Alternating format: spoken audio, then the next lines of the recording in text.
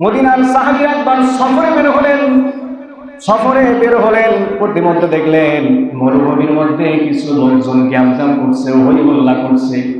একজন সাহাবী গিয়ে বলেন, কি হয়েছে তোমাদের? এই মানুষগুলো বলল, আমাদের এই গোত্রের যিনি সর্দার, এই সর্দারকে সাপে কামড় দিয়েছে। কিসে কামড় দিয়েছে? সাপ।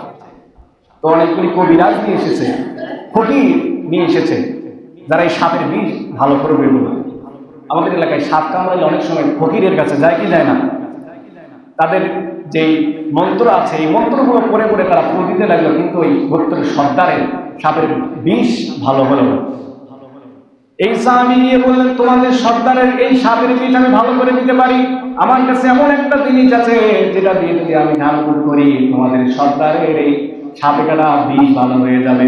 তারা বলল, তাহলে তুমি সেটা করে দাও, ঝাড়ফুঁক করে আমাদের সর্দারকে ভালো করে দাও। সাহাবী বলেন, শর্ত আছে, আমাকে এক পাল ছাগল দিতে হবে। এক পাল কোনো বর্ণনায় এসেছে 100টি, আবার কোনো বর্ণনায় এসেছে 30টি। 100টি ছাগল দিতে হবে।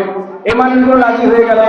সাইয়েদনা আবু সাঈদ, সাহাবী আবু সাঈদ রাদিয়াল্লাহু তাআলা আনহু, তিনি প্রথম সূরা ফাতিহা পড়ে একটা ফু দিলেন, রোগীর চোখ খুলে গিয়েছে। সুবহানাল্লাহ বলেন।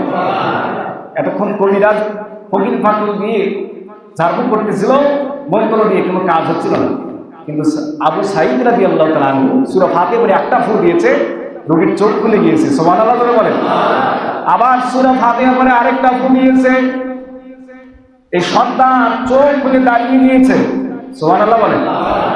আরেকবার সূরা ফাতিহা পড়ে আরেকটা ফু দেওয়ার সঙ্গে সঙ্গে এই গোত্রের সর্দার হাঁটা শুরু করে দিয়েছে। সুবহানাল্লাহ বলবেন না? এই যে বিভিন্ন পীর সাহেবের কাছে যাই, হুজুরের কাছে যাই, পানি পড়া লিখি, আমরা যাই কি যাই না? সে গোমর ফাঁস করে দেবো, একটা গোমর তত্ত্ব দেবো। কি করে তারা পানিতে ভুদায়? সূরা ফাতিহা পড়ে এই পানিতে ভু দেয়। নিজের ফু নিজে দিবেন, তাদের কাছেও যাবেন, হুজুরদের কাছে যাবেন। তাদের ফুল আর আপনাদের ফুল মধ্যে পার্থক্য আছে না নাই? বিশ্বনবী সূরা ফাতিহা পড়ে ফু দিয়েছে, আর এই কাজগুলি হয়েছে। তার ঈমান ছিল চাঙ্গা, ঠিক কিনা? আমাদের ঈমান দুর্বল হওয়ার কারণে হয়তো আমরা অনেক সময় মিল দেখতে পাই।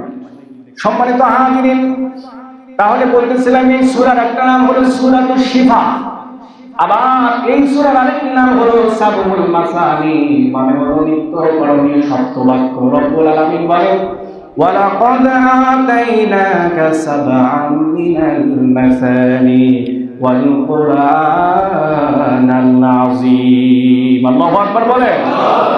রব্বুল আলামিন বলেন, সপ্তবাক্য দিয়েছি আপনাকে, নিত্য করণীয় সপ্তবাক্য, আর দিয়েছি কোরআনে আযীম, এমন একটা সূরা রব্বুল আলামিন দিয়েছেন যার কথা রব্বুল আলামিন পবিত্র কোরআনে বলেছেন। সপ্তবাক্য দিয়েছি, নিত্য করণীয় সপ্তবাক্য।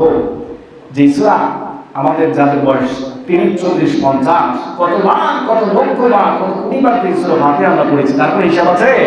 হিসাব নাই। নিত্য করণীয় সপ্তবাক্য আল্লাহ রব্বুল আলামিন দান করেছে। এরপরে এই সূরার আরেকটা নাম হলো সূরাতুল ওয়াকিয়া, সূরাতুল অখণ্ড সূরা।